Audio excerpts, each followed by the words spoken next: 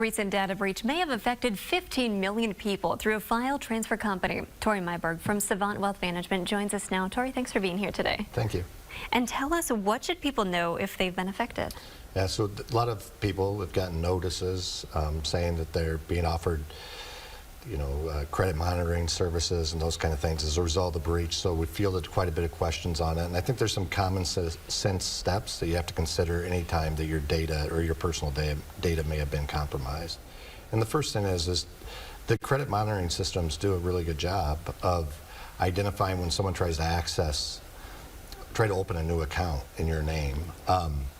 But that's kind of what they're limited to. They can't tell if somebody stole your credit card numbers or if they did an unauthorized transfer to your bank. So while it's certainly a useful tool, it is not the only thing you should do if your data is compromised. Yeah, what are some of those other things? Yeah, so you can have your credit froze, which is you call the three main credit monitoring services, Experian, I'll forget one of them. So on the spot now, yeah. and the other one.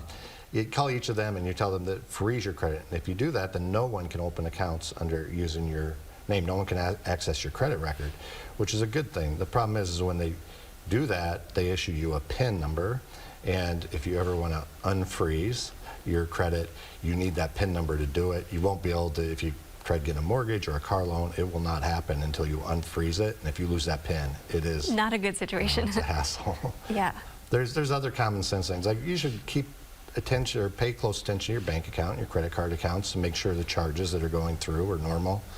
Again, the credit monitoring services or frozen credit is not going to stop those. So you just have to be diligent on your own. Everyone has access to most accounts online. It's just a good habit to get into to check those. And once you've had a data breach, you never really know that if it's over. It's something you always have to monitor, and even if you haven't, something to keep in mind. Yeah, I mean, they give you the free credit monitoring service for 2 years, but the hackers aren't, they're pretty smart folks, and they know that for the next 2 years, they may just store that data and wait, and then when that goes away, then they access it. So unfortunately, just the way things are, you have to be diligent in monitoring your credit, you have to take all the steps you can, and you have to accept that at some point, some of your data will be out there, and you have to do what you can to limit the damage. And how do you know if your data has been impacted? Well, once a company finds out that their data has been compromised, they have to send notices to those affected or those that they believe are affected. But it's become so commonplace, you get quite get quite a few of them, and you start to be dismissive of them. Something important to keep in mind, yeah. Yeah, it is. All right, Tory, thanks for joining us here today. Thank you. And stay with TV9, we'll be right back.